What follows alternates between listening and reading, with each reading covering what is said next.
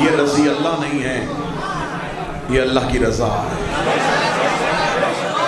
رضی اللہ وہ ہوتا ہے جس کے لیے مخلوق دعا کرے، اللہ کی رضا وہ ہوتا ہے جسے اللہ خود سلام۔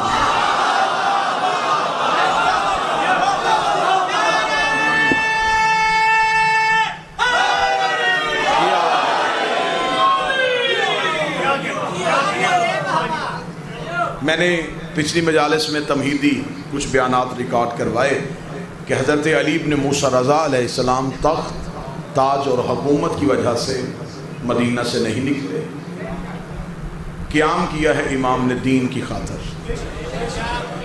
کیونکہ امام کا دور، اس دور میں علمی میدان سجائے جا رہے تھے، تو امام چاہتے تھے کہ علم کے ذریعے ہمیشہ کے یزید کو شکست دی جا سکے۔ میرے مالک مدینہ سے نکلے ہیں اور خراسان جاتے ہوئے، آواز بہتر طریقے سے آئی، خراسان جاتے ہوئے امام، ایک جگہ پہ آواز روک دو، اس کی ایکو بند کر دو، گونج بند کر دو، ایک جگہ پہ آواز روک کے پھر بیٹھ جاؤ۔ امام علی بن موسیٰ رضا علیہ السلام نیشہ پور سے گزرتے، گفتگو شروع ہو گئی۔ نیشہ پور میں جب امام پہنچتے ہیں تو جب امام کی سواری آتی ہے تو 2000 محدث اپنے ہاتھوں میں کاغذ قلم لے کے امام کا انتظار کر رہے ہیں۔ ایک بہت لمبا عرصہ آ چکا ہے، کیونکہ اس سے پہلی حجت کو مسلسل قید میں رکھا گیا ہے۔ ایک طویل دورانیہ ہے امام موسیٰ کاظم کی قید۔ جب انہیں قید خانے میں رکھ دیا گیا تو امام کے قید خانے میں جانے کی وجہ سے دنیا فیض علم سے محروم ہو چکی ہے۔ میں اپنی نوجوان نسل کے لیے سب سے پہلے یہ بتاؤں کہ آپ پہلے ذہن میں یہ سوال رکھیں کہ ہر دور کا بادشاہ ہر دور کے امام کا قتل کیوں کرتا تھا؟ ہمیں ان تاریخی حقائق کی طرف بڑھنا ہے کہ آخر وجہ کیا تھی کہ جو اس دور کا حکمران ہوتا تھا وہ سب کو چھوڑ کے امام سے دشمنی کیوں کرتا تھا، امام کو قتل کیوں کرتا تھا، جبکہ اس سے پہلے جتنے حکمرانوں نے آئمہ کو قتل کیا وہ ان کا حشر بھی اپنی آنکھوں سے دیکھ چکا ہوتا، لیکن پھر بھی وہ امام کو قتل کرتا تھا۔ وجہ کیا تھی؟ یا تو امام اس سے حکومت کا مطالبہ کرتے تو پھر بنتا کہ وہ حکمرانی چاہتا تھا، امام بھی حکومت چاہتے تھے، لہذا حکومت کی وجہ سے لڑائی نہیں۔ جب امام حکومت چاہتے ہی نہیں تھے، کسی بھی دور کے امام نے حکومت کا مطالبہ ہی نہیں کیا، تو ہر دور کے حکمران نے ہر دور کے امام کا قتل کیوں کیا؟ آپ ادھر اپنے آئمہ کے اسم مبارک لکھ دیں، جب آپ قاتلوں میں جائیں گے تو ہر دور میں حکمران اس دور کے امام کا قاتل۔ یہ وجہ کیا تھی؟ اس وجہ کو میں پھیلاؤں گا تو پھیلاؤ اتنا طویل ہو جائے گا، مجھ سے سمیٹنا مشکل ہو جائے گا۔ مجھے آپ کی سماعتوں پہ ناز ہے، آپ پہلے علم ہیں، پہلی سطر پڑھنے لگا ہوں، اگر آپ توجہ کریں گے وضاحت کی ضرورت تو کرو۔ حکمران امام کا قتل کیوں کرتا تھا؟ اس لیے کہ امام ہوتا ہے ہدایت کا چراغ، اگر یہ چراغ جلتا رہتا تو چہرے صاف دکھائی دیتے تھے۔ مولا حسین عزت عطا فرمائے، جو مشکل بات میں بولا ہے مولا رضا کو یہ ہدایت کے چراغ تھے۔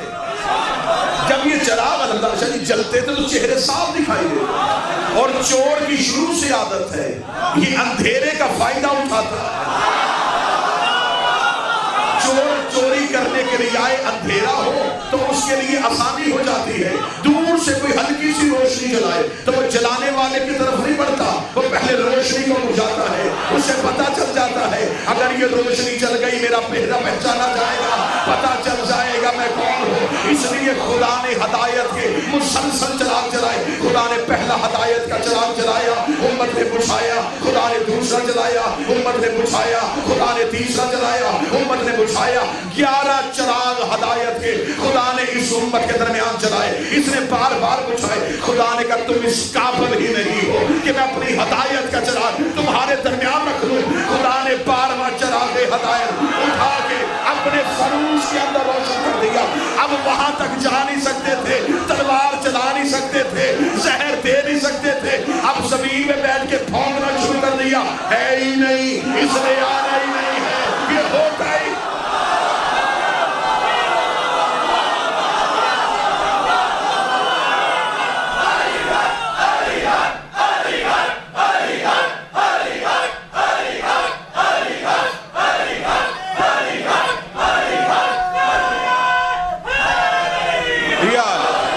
معتز صاحب بسم اللہ. اب جب بارنے کو زہر نہیں دے سکتے تو اب زمین پہ بیٹھ کے کریں ہیں تو نظر کیوں نہیں آتا؟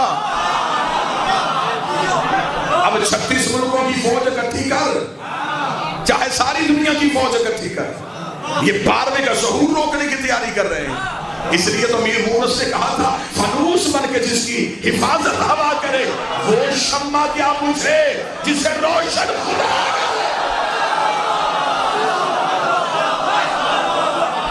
یہ ہدایت کے چراغ ہیں. بادشاہوں کو پتا تھا کہ اگر یہ چراغ جلتے رہے ہمارے کردار نظر آئیں گے، لہٰذا انہیں بجھا دو تاکہ زمانے میں صرف اندھیرا رہے. جب ان کے چراغ جل جاتے تھے تو پھر لوگ ان کا کردار دیکھ کے بادشاہ سے پوچھتے تھے کہ اگر یہ موجود ہیں تو تخت پہ کیوں بیٹھا؟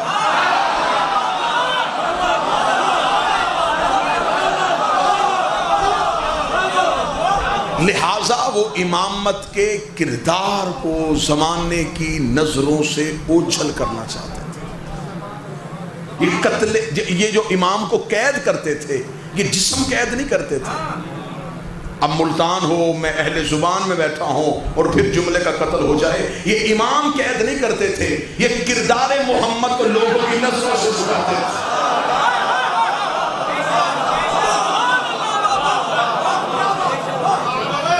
یہ جسم قید نہیں کرتے تھے، یہ کردار محمد کو لوگوں کی نظروں سے چھپاتے تھے. لیکن ان بدبختوں کو یہ نہیں پتا تھا کہ سورج بادلوں میں چھپ بھی جائے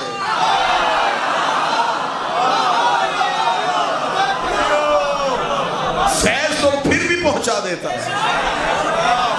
امامت قید خانے میں تھی، برابر فیض پہنچا. لیکن اب ظاہری طور پہ جائے کہ امام منبر پہ بیٹھ کے خطبے جاری کرے اور پھر قید خانے میں امام مسائل کے حل بتائیں. یعنی کہ امام رضا کا دور جو تھا، اس دور میں دنیا امام سے اتنی دور ہو چکی تھی کہ اب وہ چاہتے تھے کہ کوئی امام آئے ہم اس سے علم لیں. یہی وجہ ہے کہ امام رضا جب نیشا پور پہنچتے تو 2000 کے قریب محدث ہاتھوں میں کاغذ قلم لے کے کھڑے اور امام کی سواری کے پیچھے دوڑ رہے ہیں، سانس پھولے ہوئے ہیں، ایک ہاتھ میں کاغذ ایک پہ قلم، اور کہہ رہے رضا کچھ لکھوا. جو ہاتھ اٹھا ہے میں اسے منبر سے دعوت دینے میں مجبور ہو گیا. سلام ہے اس قوم کے ہاتھ سے وہ اس قوم کی معرفت ہو. امام رضا کے پیچھے دوڑ رہے تھے، لکھوا لکھوا لکھوا. میرا مولا رضا تو جنگ جیت گیا، نانے نے ایک کاغذ قلم مانگا تھا. انہوں نے انکار کیا تھا. آج 2000 کاغذ قلم پیچھے لکھوا. علی ابن موسیٰ رضا کچھ لکھوائیے. اب امام سواری کو روک نہیں رہے، امام چاہتے ہیں کہ شدت بڑھے. کیا کہنے میرے مالک، فصیح و بلیغ 2 سطریں کہہ دی، طویل خطبہ جاری نہیں کیا، پورا دین بند کر دیا ایک سطر میں. لے میں سطر پڑھنے لگا اور میں سطر پڑھنے سے پہلے مشہد کے والی سے مدد مانگتا ہوں، میرا مالک میری مدد فرمانا. جیسے آپ نے عطا کی تھی ویسے یہ سطر آپ کے ان نوکروں کے دلوں تک میں پہنچا سکوں. ایسے سطر جائے کہ آپ کی سماعتوں سے گزرتی ہوئی آپ کے قلوب میں جا کر رک جائے. امام پہنچے اور انہوں نے کہا کچھ کہیے. امام نے ایک حدیث کہی. اس حدیث کو کہا جاتا ہے حدیث سے سلسلۃ الذہب، سونے والی حدیث، ایسی بہترین حدیث جس کی ایک بھی کڑی غیر معصوم نہیں.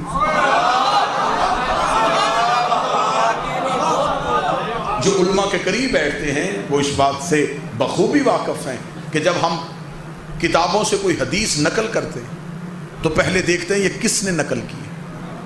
اس محدث کو دیکھا جائے اس نے کس سے لکھی، اس نے کس سے لی، اس نے کس سے لی. 6 محدث مستند ہوں، 7واں مشکوک آ جائے، پوری حدیث مشکوک ہو جاتی کہ یہ 6 محدث ٹھیک ہیں لیکن یہ جو پیچھے 7واں ہے نا یہ مشکوک ہے، حدیث مشکوک ہو۔ اس لیے علماء کرام نے حدیث کی مختلف کیٹیگریز رکھی ہیں، یہ مرفوع ہے، یہ مرسل ہے، یہ مستند ہے، یہ موثق ہے۔ علم الرجال میں انہیں پرکھا جاتا ہے کہ کس حدیث کو کس کیٹیگری میں رکھنا ہے۔ اب امام نے حدیث کا سلسلہ پڑھا، ذرا سلسلہ سماعت کیجیے۔ پہلے کوئی حدیث پڑھی جاتی تو وہ کہے گا میں نے فلاں سے سنا، اس نے فلاں صحابی سے سنا، اس نے فلاں صحابی سنا۔ امام حدیث پڑھے، امام نے کہا سنو، میں نے سنا ہے اپنے باپ موسی کاظم سے، میرے باپ موسی کاظم نے سنا ہے محمد الباقر سے، جعفر صادق سے، انہوں نے سنا ہے محمد باقر سے، انہوں نے سنا ہے علی زین العابدین سے، انہوں نے سنا ہے حسین ابن علی سے، حسین نے سنا ہے حسن ابن علی سے، حسن نے سنا ہے علی المرتضی سے، علی المرتضی نے سنا ہے محمد المصطفیٰ سے، محمد نے سنا ہے خدا سے۔ تیرے سلسلے کے صدقے، تیری سند کے صدقے، ایسی بہترین سند، ایسی مستند سند خدا سے لے کے خود تک موصل کی۔ لے جی، سند بڑی معتبر تھی، محدث تڑ پہ سند بڑی اچھی ہے۔ حدیث کیا ہے؟ امام سواری سے اٹھے، چہرے سے نقاب ہٹایا، 2000 محدثین کی طرف سے کہا سنو، لا الہ الا اللہ حسنی، لا الہ ایک قلعہ ہے۔ حدیث سنیے گا سر، 2 سطروں کی حدیث ہے۔ اس لمحے تک جو میں آخری مشہد میں مالک کے سلام کے لیے گیا ہوں، مالک کے پیش ہو کے آیا ہوں، میں اس لمحے تک 4500 کتاب اس حدیث کی شرح میں لکھی جا چکی ہے۔ ابھی ریسرچ جاری ہے، ابھی شرح کی جا رہی ہے۔ کوئی کہہ رہا ہے یہ شرح ہے، کوئی کہہ رہا ہے یہ شرح۔ امام نے کیا؟ امام نے کہا لا الہ ایک قلعہ ہے، فمن داخل حصن، جو اس قلعے میں داخل ہو گیا۔ پہلے حدیث سن لیجئے گا، پھر میں اس کے اسرار پڑھوں۔ امن من عذابی، وہ اللہ کی عذاب سے بچ گیا۔ یہ کہہ کے امام سواری پہ بیٹھ کے سواری آگے بڑھی۔ لوگوں نے کہا کیسے داخل ہو گئے؟ امام پھر اٹھے، نقاب اٹھایا، بے شروطہا، کچھ شرطیں ہیں۔ انہوں نے کہا کون سی؟ زہد، تقویٰ، عبادت، اعمال، نماز۔ فرمایا نہیں، وَأَنَا مِن شَرُوطِهَا،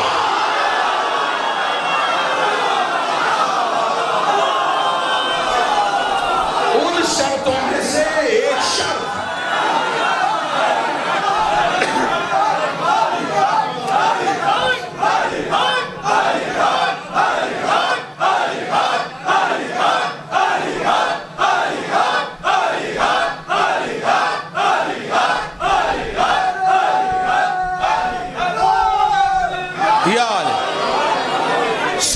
سلیس زبان میں بڑی سادہ طریقے سے بات کریں۔ امام نے فرمایا لا الہ ایک قلعہ ہے۔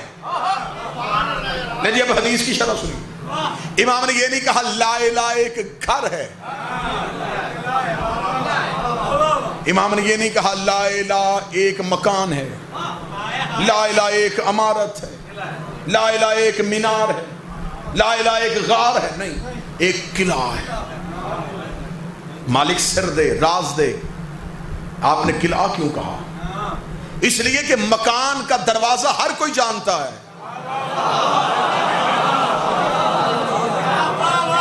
قلعے کا دروازہ ہر کسی کو نہیں پتا ہوتا۔ یہی وجہ ہے کہ لوگ قلعے میں داخل ہونے کا رستہ ڈھونڈنے کے لیے اس کے گرد چکر کاٹتے ہیں۔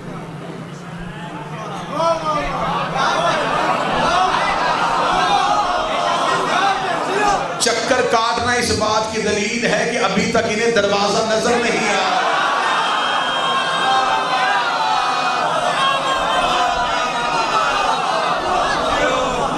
امام لا الہ ایک قلعہ ہے، جو اس میں داخل ہو، یہ نہیں کہا دین ایک قلعہ ہے۔ جو صاحب عرفان بیٹھے مسلمان، امام نے یہ نہیں کہا اسلام ایک قلعہ ہے، مذہب ایک قلعہ، سمجھ نہیں، لا الہ ایک قلعہ ہے۔ اب امام دین مذہب سے آگے جا رہے ہیں، امام پھر مذہب کی بات ہی نہیں، آؤ تمہیں اللہ سے ملواؤں۔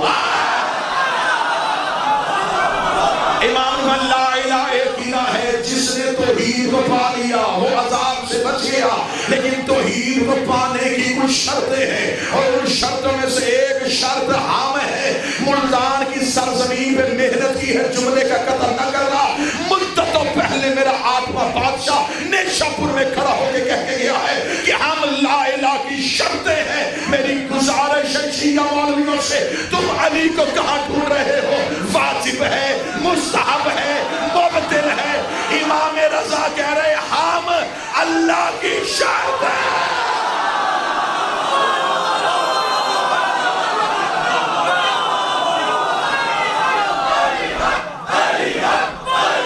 بسم اللہ مولا حسین زادہ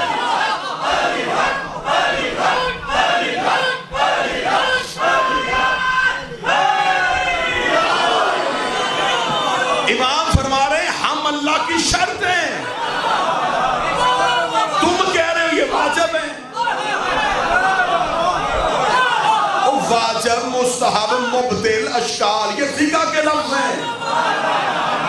امام فرماتے ہیں ہم توحید کی شرط ہیں، اللہ نے مخلوق سے یہ شرط رکھی ہوئی ہے۔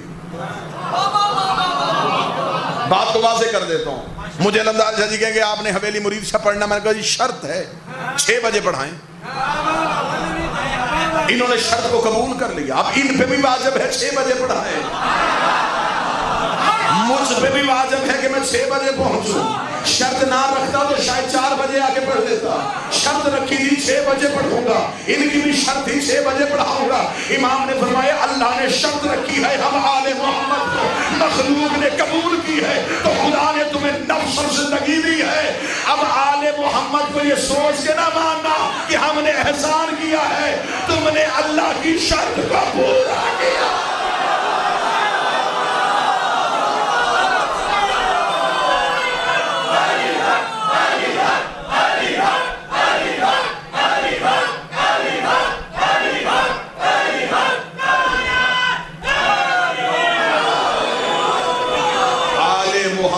اللہ کی شرط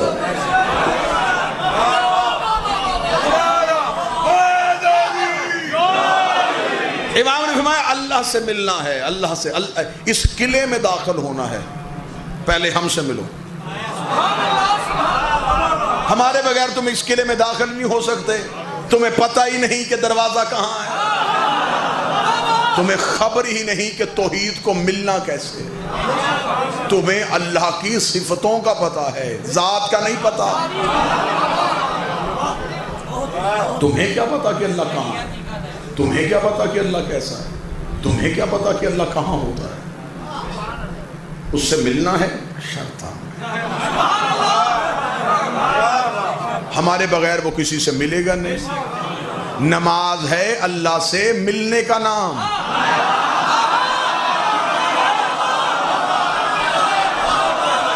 غلط ہو تو میرا گریبان پکڑ کے مجھے ممبر سے اتارو، میں نے کسی مولوی کی روایت نہیں پڑھی، میں نے مرسول کا فرمان پڑھا ہے۔ مولا فرماتے ہیں ہم اللہ سے ملنے کی شرط ہے، بندہ 2 رکعت پڑھے یا 4 رکعت پڑھے، یہ پڑھتا ہے اللہ سے ملنے کے لیے، اور نیت کرتا ہے کوئی پتہ نہیں اللہ میں تیرے قریب ہونا چاہتا ہوں۔ جب درمیان میں شرط ہی نہ ہو پھر نماز کیسی اور نماز ہی کیسی۔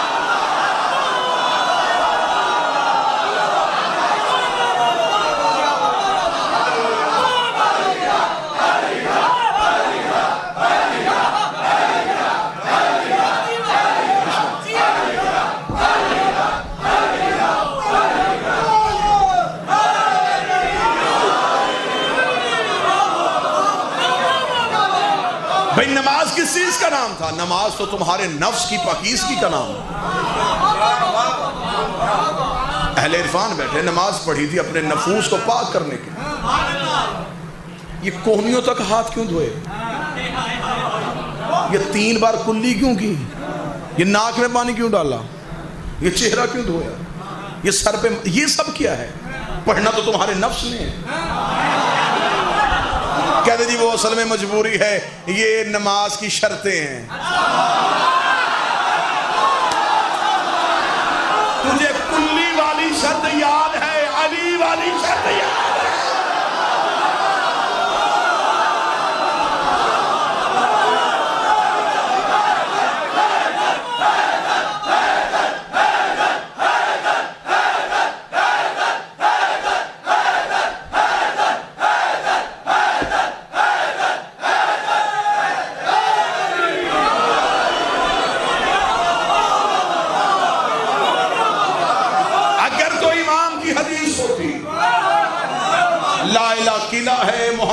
रसूल अल्लाह शर्त है। हम भी मोहम्मद रसूल अल्लाह तक रुक जाते हैं। फरमाया आना, मैं भी शर्त हूं। तुमने 12 में से एक को भी छोड़ा, शर्त को नहीं पूरा किया।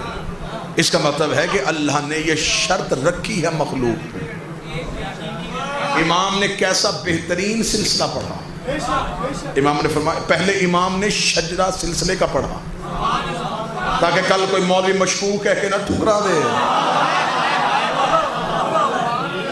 वरना इमाम का हदीस देने का तरीका ये होता है किसी नौकर से कह, नौकर आके हदीस मरवी कर देता, वो जाके कह देता मैंने इमाम से सुना।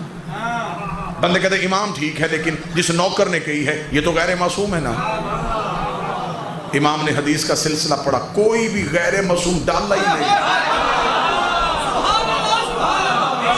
कोई मौलवी हदीस मशकूक कह के ठुकराए। इमाम ने हम शर्त हैं, जैसे तुम वजू नमाज की शर्त है, नीयत नमाज की शर्त है, किबला रुख होना नमाज की शर्त है। वरना अल्लाह तो कुरान में कहता है तुम जिधर भी देखो, वलिल्लाहिल मशरिक वल मगरब, मशरक भी मेरी है मगरब भी मेरी है। तो मेरे मालिक किबला के अलावा मुंह करके नमाज पढ़े तो उधर नहीं। फरमाया नहीं, मेरी शर्त है।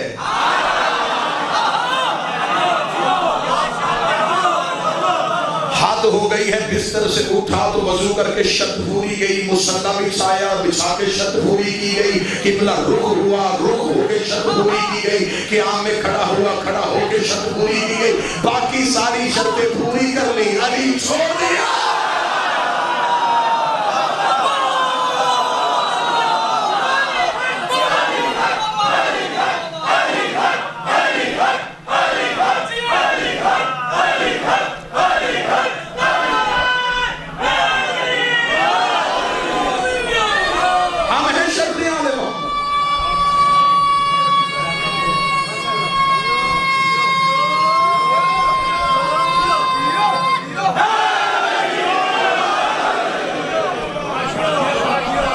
आप जाए मस्जिदों में एक हदीस लिखी होती है, अल तहूर शत्रुल ईमान, पाकीज़गी ईमान की शर्त।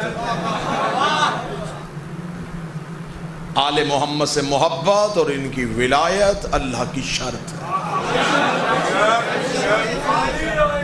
शर्त के बगैर इबादत कबूल नहीं होगी। इमाम ने इतनी बेहतरीन हदीस कह दी कि जो लोग अली से दुश्मनी कर रहे थे, इमाम ने दरमियान में खड़े होकर कह दिया हम शर्त है।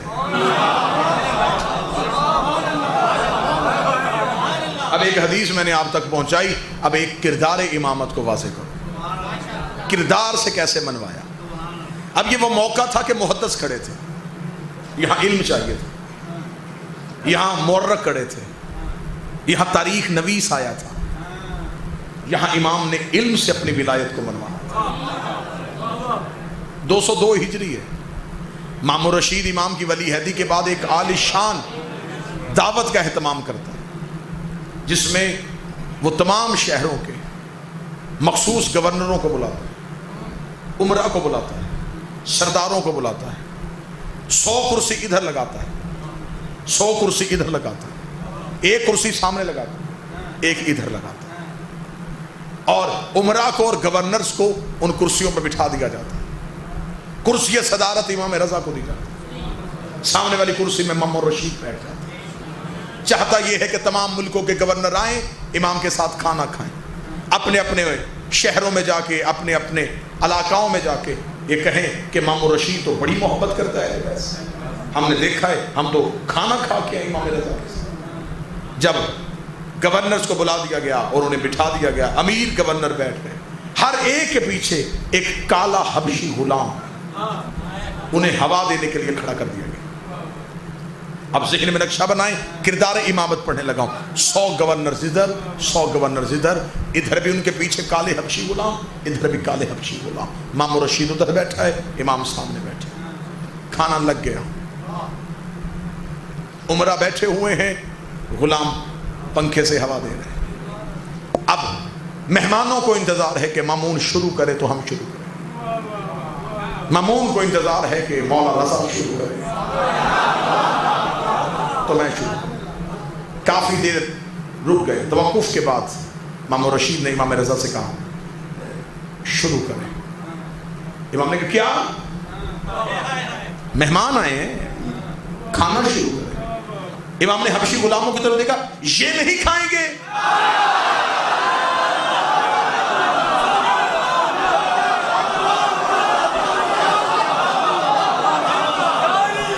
क्या ये खड़े खड़े खाएंगे? अगली सतर पढ़ूंगा, मुल्तान में आने वाली मजलिस तक ठंडक रहेगी तुम्हारे सीने में। इमाम रशीद फौरन अपनी सुख की शर्मिंदगी के देखे इमाम के करीब छिड़ा कर कहता, मौला वो गुलाम है। इमाम ऊंची बात में कहते, तू आजाद है। बोलो जो अली के नौकर बैठे हो, इसे कहते हैं इमाम। मौला ये गुलाम है। फरमाया तू आजाद है, तू किसी का गुलाम नहीं। कहना था, मामून ने सर झुका लिया। तो फिर क्या करें? मेहमान आपका इंतजार कर रहे हैं। इमाम के चेहरे के तेवर बदले, जब तक ये नहीं खाएंगे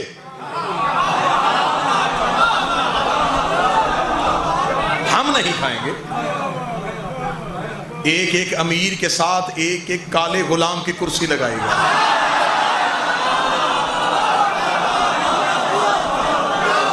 एक एक गोरे के साथ जब एक एक काला बैठ गया तो मामून कहने लगा, अब आप खुश हैं? इमाम ने तो मैं भूल गया था मेरे नाने का खुतबा, गोरे को काले पे, काले को गोरे पे, अरबी को अजमी पे, अजमी को अरबी पे कोई फजीलत नहीं है।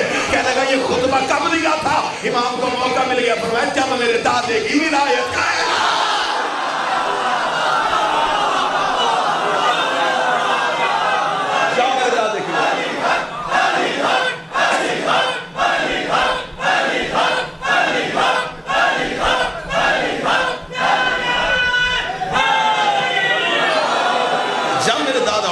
विलायत का ऐलान किया था, उसी खुतबे में तो यही कहा था। बस खाना शुरू हो गया, काले खाते रहे, गोरे लिबास संभालते रहे।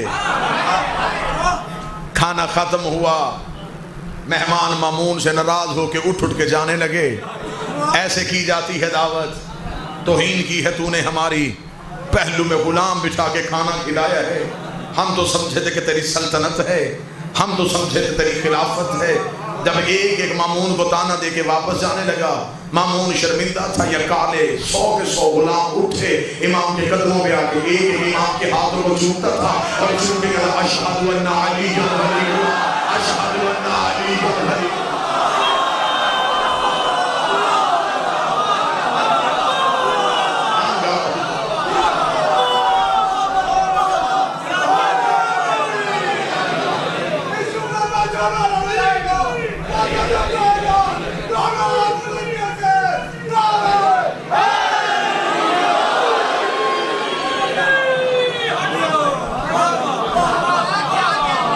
मेरा ज़ामने हर हरम में बशारत है, रज़ा के हरम में ज़मानत है। ज़ामने ज़ायरीन,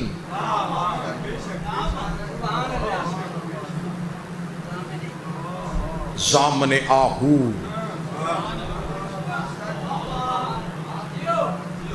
मुतमईन हो के जाहिर मशहद में जाके आराम करता। मशहद में सो जाते हैं थके मुसाफिर, इसलिए कि मेरा मौला रजा जाग रहा। ज़ामने आहू, लाहौर की मैंने एक तकरीर में जुमला ये बदला था, ये सिर्फ ज़ामने आहू ही नहीं, ये ज़ामने हू भी है।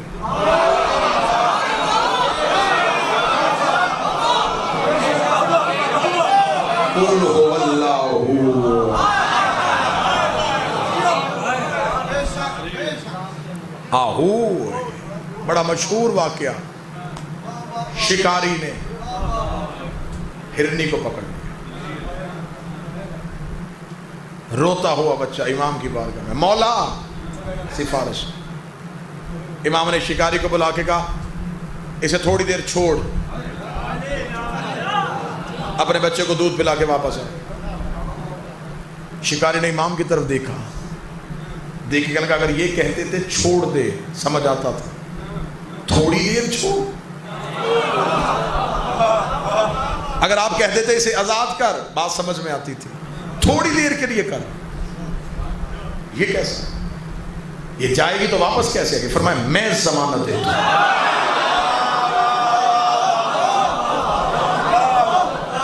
یہ واپس اس نے ہاتھوں سے ہرنی کو چھوڑا, بچے کے قریب گئے, کہتی جلدی دودھ پی, میری رضا نے ضمانت دی. ہرنی شکاری کے بعد واپس آئی. شکاری نے دونوں ہاتھ امام کے قدموں پہ رکھے. امام نے فرمایا اب کیا چاہتا ہے؟ کہنے کا وہ آزاد ہے, میں غلام ہو گیا.